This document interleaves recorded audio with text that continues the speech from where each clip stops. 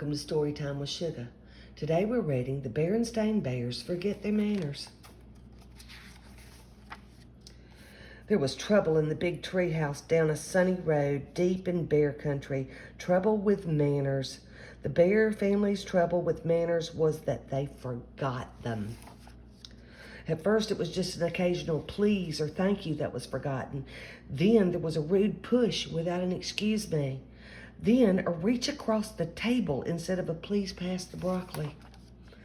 Mama Bear wasn't quite sure how or why it happened, but she was sure of one thing.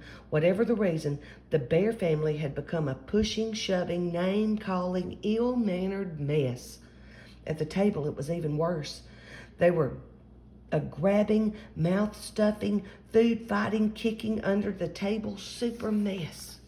Of course, Mama Bear tried to correct Brother and Sister Bear's behavior. She tried coaxing. She tried complaining. She tried shouting. She tried going to Papa for help, though it sometimes seemed to Mama that he was part of the problem. Papa banged on the table and shouted as loud as only he could shout, but nothing really seemed to do any good. Mama didn't like what was happening to her family. Not one bit. Something had to be done, but what? The best way to fight bad habits, she thought, was with good habits.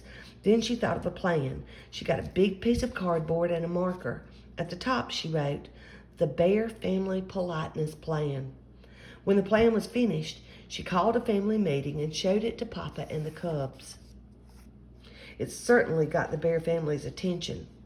Mama's plan had a list of all the rude things she wanted to stop. Beside each one was a penalty, a job or chore that went with it. If you forgot a please or a thank you, you had to sweep the front steps. If you pushed or shoved, you had to beat 2 rugs. If you got caught name-calling, you had to clean the whole cellar. "But Mama," sputtered the cubs, "you're not being fair." "It seems to me," she said, "that you're the ones who aren't being fair. To yourselves or to anyone else. That's what manners are all about, being fair and considerate. Manners are very important. They help us get along with each other. Why, without manners—" "Your Mama's absolutely right," interrupted Papa. "Thank you, Papa, for your comment. But interrupting is number 3 on the rude list, and the penalty is dusting the downstairs," Mama said, and handed him the feather duster. Said Brother, "this looks serious.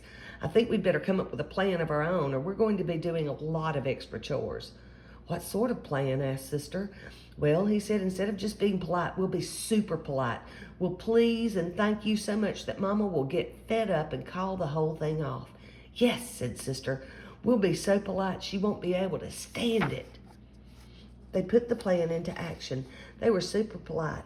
On the stairs, "After you, Sister Bear." "Thank you, dear brother." In the hall, "Excuse me, brother dear." "Why, certainly, my dear sister." Waiting for the bathroom, "Terribly sorry to have kept you waiting." "Think nothing of it, my dear." But it didn't work out the way they expected. Mama didn't get fed up at all, and after a while, Brother and Sister forgot about being super polite and were just polite. At the table, "Pass the honey, please." "Certainly." In their room, "Would you like me to help you pick up your toys?" "Thank you very much." In the yard, "Oops, I didn't mean to bump you." "That's all right, no harm done." And it turned out that Mama had been right. Things did go more smoothly. Once they got into the good manners habit, they didn't even have to think about it. But it wasn't so easy for Papa. He was the one who got fed up. It's a little harder to change habits when you're older, and he had to do quite a few extra chores for forgetting his manners. "I'm glad to get out of the house, away from that politeness plan," he said as he drove the family along the highway on a trip to the supermarket. "Manners and courtesy are just as important away from home, especially on the road," said Mama, as they stopped at a stop sign to let pedestrians and other cars pass. "They help us drive safely." "Well," grumbled Papa as they all went into the busy supermarket, "I think you can have too much of a good thing. You've got to have common sense along with manners. Why, if you let everyone go ahead of you at the checkout, you'd be there forever.